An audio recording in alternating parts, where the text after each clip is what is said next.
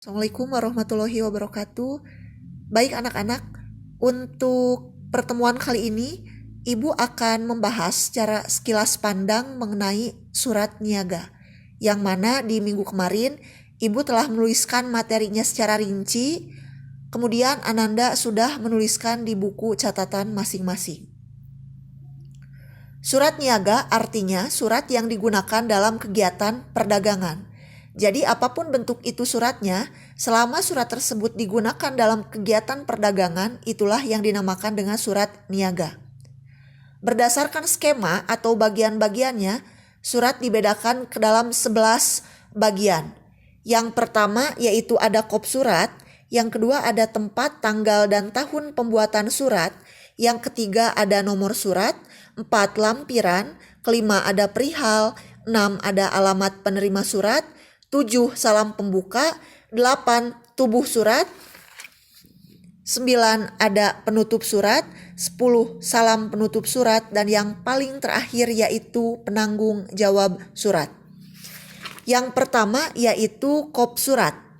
Kop surat artinya bagian pendahuluan, pembukaan atau kepala surat. Di dalam kop surat terdiri dari 4 bagian.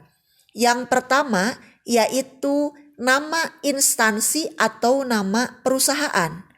Di dalam penulisan nama instansi silakan gunakan huruf kapital atau huruf besar semuanya. Kemudian di baris yang kedua silakan saudara tuliskan alamat dari instansi atau perusahaan tersebut. Di dalam penulisan nama instansi gunakan huruf kapital di bagian awal kalimatnya saja. Dan gunakan huruf kecil di kalimat yang kedua dan seterusnya. Dalam penulisan alamat instansi surat, kata jalan tidak boleh disingkat menjadi JLN atau JL. Tapi jalan harus dituliskan secara gamblang yaitu JALAN. Dan untuk penulisan nomor tidak boleh disingkat jadi no tapi harus dituliskan NOMOR.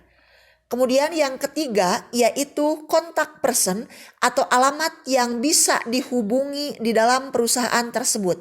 Baik itu faksimil, kemudian nomor telepon, email, dan sebagainya. Dan yang paling terakhir di bagian kop surat yaitu logo instansi. Logo instansi berfungsi sebagai jati diri dan pencitraan dari perusahaan tersebut. Sedangkan yang kedua ada tempat, tanggal, dan tahun pembuatan surat. Untuk penulisan tempat dan tanggal serta tahun penulisan surat ditulis di pojok kanan sesudah kop surat. Apabila saudara berada di Garut dan akan menunjukkan surat tersebut ke daerah Garut pula, maka untuk tempat pembuatan surat tidak boleh dituliskan kembali. Jadi kalau di Garut akan ditujukan di Garut lagi, langsung saja menuliskan tanggal dan tahun pembuatan surat menjadi 23 Januari 2022 kalau satu tempat. Tapi lain cerita, ketika saudara akan menuliskan surat, Anda menuliskan di Garut dan perusahaan yang Anda tuju di daerah Bandung, maka tempat menulis Anda surat maka harus dituliskan menjadi Garut 23 Januari 2022. Kemudian yang ketiga yaitu nomor surat. Nomor surat dituliskan sejajar dengan tempat, tanggal, dan tahun pembuatan surat. Cuma bedanya untuk nomor surat berada di pojok kiri. Dan yang keempat yaitu lampiran. Kalau lampiran artinya lembaran yang berada di belakang lembar utama surat. Ananda sering menjumpai mungkin ketika Ananda di situ ada surat untuk mengikuti camping, biasanya di lembaran pertama hanya menyebutkan waktu dan tempat camping itu akan dilaksanakan. Sementara untuk alat yang harus dibawa biasanya ada di lembaran belakang.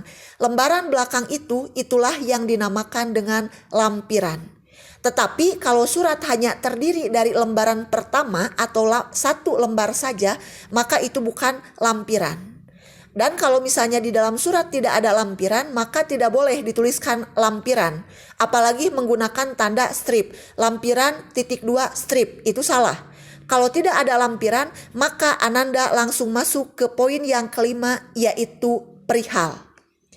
Kalau perihal artinya inti terhadap surat yang Ananda tuliskan.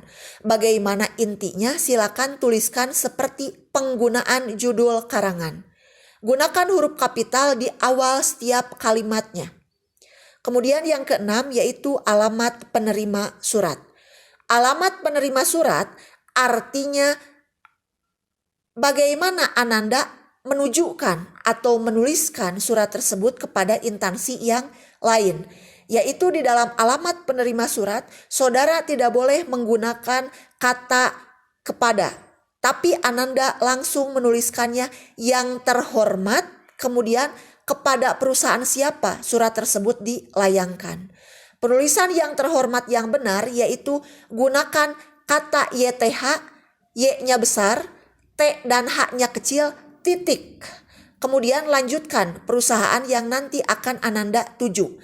Di dalam penulisan alamat perusahaan, maksudnya di dalam penulisan nama perusahaan, silakan gunakan huruf kapital semua.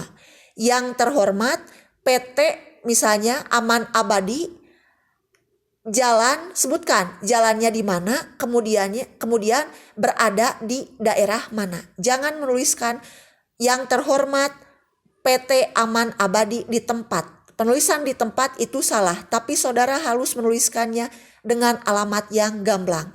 Jalan Cikutra nomor 309 Bandung, Jawa Barat. Itu untuk penulisan alamat penerima surat. Yang ketujuh yaitu salam pembuka. Di dalam penulisan salam pembuka, biasanya yang lazim digunakan yaitu kata dengan hormat. Penulisan dengan hormat di situ harus menulis dengan sebenar-benarnya. Dengan gunakan D sebagai huruf kapital di awal dan hormatnya semuanya kecil. Begitu ada kata hormat, gunakan tanda koma di belakang kata hormat tersebut. Jadi itulah penulisan salam pembuka yang benar. D-nya besar yaitu pada kata dengan dan hormatnya kecil. Gunakan tanda koma di belakang kata hormat. Dan yang kedelapan yaitu tubuh surat. Kalau tubuh surat di sini artinya inti dari apa yang akan saudara tuliskan. Silakan sesuaikan bagaimana penulisan tubuh surat sesuai dengan isi yang akan kalian sebutkan kepada instansi yang saudara tuju. Kemudian yang selanjutnya yaitu penutup surat. Di dalam penutup surat biasanya berisi ucapan terima kasih kepada perusahaan yang dituju.